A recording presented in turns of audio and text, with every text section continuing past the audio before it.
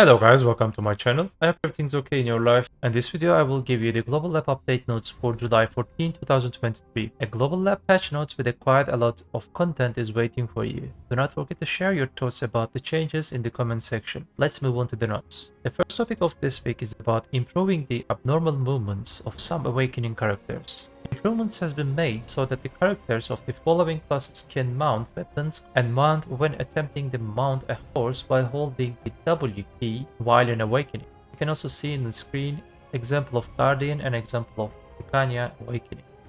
The second topic is also about the character improvements and game improvements. It is a change introduced so that the characters do not abuse features such as teleportation via map or escape ability in-game. Traveler's map, Archaeologist map, and even Traveler's map has been changed to move after a certain amount of time. If you take damage or get with the status ailment while preparing to move, the preparation to move is cancelled. You can maybe know that status ailment thing in different names, channeling time. The Traveler's map and Archaeologist map have been changed so that they cannot be used while being hit by a status ailment. In escape menu, when using the escape function, escape, it has been changed to leave the location after a certain amount of time. If you take damage or get while a status ailment while preparing to escape, the movement preparation is cancelled. The escape function has been changed so that it cannot be used while being hit by a status ailment. While using the emergency evasion skill, you cannot move to the other character selection window, escape, or switching characters. Changed so that the characters are not displayed on the minimap while using emergency escape skill, which means V skill, even if the character is within the area of effect such as flares and rapid flares.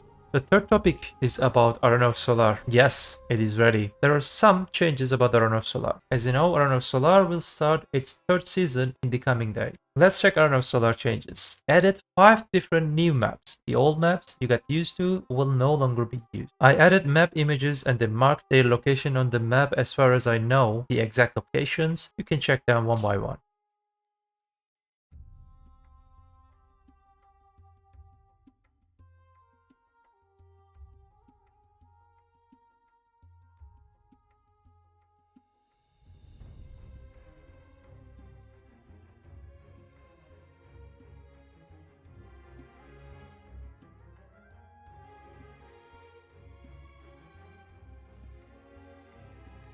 So what are the other changes of Arena of Solare? Let's check all of them one by one. The number of rounds in placement matches have been increased from 5 to 10. The number of points awarded for winning placement matches has been increased from 3x to 4x. In placement matches, your score does not drop even if you lose. In line with the increased numbers of points earned in the placement matches, the starting ranked match point have been adjusted from 1000 to 700. The first 2 minutes of the ranked match finder have been changed so that you can meet opponents of a more similar level than before. The Solar badge obtained according to the match results in ranked battles have been changed. You can check them. Solar's token required to unlock Solar's spear, exclusive equipment, and crystals have been unified into one badge. The effect of water buff and wine buff among the traces of the elements appearing on the battlefield of Arena of Solare have been adjusted. Let's check water buff details. The duration of the defense increase buff has been changed from 30 seconds to 20 seconds. The effect of the defense increase buff has been increased by 1.5 times compared to before. So what about wine buff? The duration of the buff effect has been changed from 20 seconds to 30 seconds. Song of the Wine's health has been reduced by 1/3, and also they changed the buff effects. Before the change, it was increases all AP and increases attack and cast speed. After change, attack, cast, and movement speed increase only.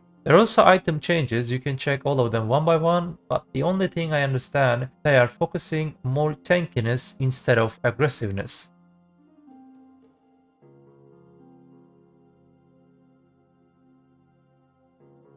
Another topic is about Black Shrine. You might probably notice that too. It doesn't take too many players' effort to do Calamity 7 level bosses, because bundle rewards are not worth the time spent on those bosses. Maybe this change will increase the desire for Calamity 7 on Adventurer. You will now have a chance to get Duo Debo earring from Calamity 7 bundles. At the same time, the increase in the Debo prices can be considered an indirect Black Shrine buff. So let's check item changes. The weight of the following gold bar items has been reduced by 90% of the previous weight. The weight of gold bars in the battlefield that can be obtained through the Conquest War content has also been reduced. The usage condition has been removed from Ebenroot's null item. The Baroka accessories prices increased. So before that, pen Debo prices was around 126 billion. That's 63 billion. Now TED is 99 billion. Pen Debo is 300 billion. Is it really worth to sell it? I don't think so. I would love to see it like 450 billion or some 130, 140 billion for TED. The upper limit of the maximum price on the unified exchange for the pen Ring of Qadri's Guardian has been increased from 32 billion 700 million silvers to 90 billion silvers. Other topic is related to Barter. Barter is not a very popular content nowadays. I don't think this 50% buff will cause a demand on this. I think it needs more buff because the gains in other areas of the game are far higher than this. Other topic is about UI changes. We have one change about UI, but it is pretty good. A function has been added that if you have a maid in Find My Item section, you can take it out of your bag right away, directly from there. A maid is not required to retrieve search items stored in the Black Spritz gift box. However, equipped equipments cannot be taken out. So the main topic of this week is monster changes. They buffed Ash Forest, the normal Ash Forest. Let's check. The number of Volcras, Barnas and Gyras appearing in the Ash Forest has increased. The location of seeds which summons Gyras has been moved.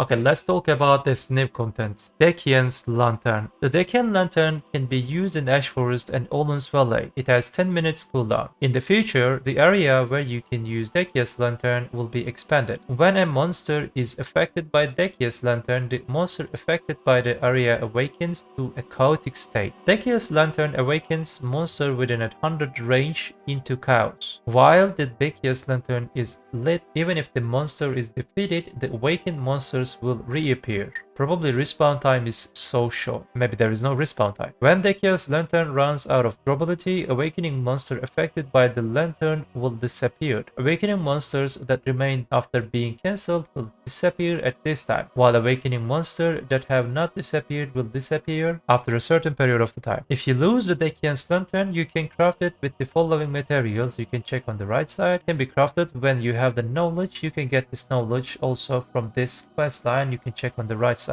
This part I didn't understand. Let's read it together. The Dekhia's Lantern has 300 durability and consumes 1 durability per minute. That's okay. The consumed durability can be recovered by 1 durability per 1 through Lights of Dekhia. Dekhia's Lantern charging UI can be accessed through the bottom button of the inventory. There is a recipe on the right side of the screen about a Light of Dekhia. I didn't understand that part. You can use yellow accessories, okay, for Pry plus Magic Lightstone 100. But why that Magic Lightstone thing is increasing for duo and try level? It is getting harder and harder. I actually didn't understand what is the idea of that refresh thing. Please let me know what you think about this refresh thing. I didn't understand how it works. I didn't understand how we can craft it. If we craft it by try level, it will be cheaper. If we make it by try level, it would be way too expensive. Unlogical. Details about Ash Forest and Olin's Valley were shared. I had the opportunity to log in Global Lab and tried it. However, it is an inefficient test as we cannot adjust the crystal builds, lightstone sets on Global Lab server.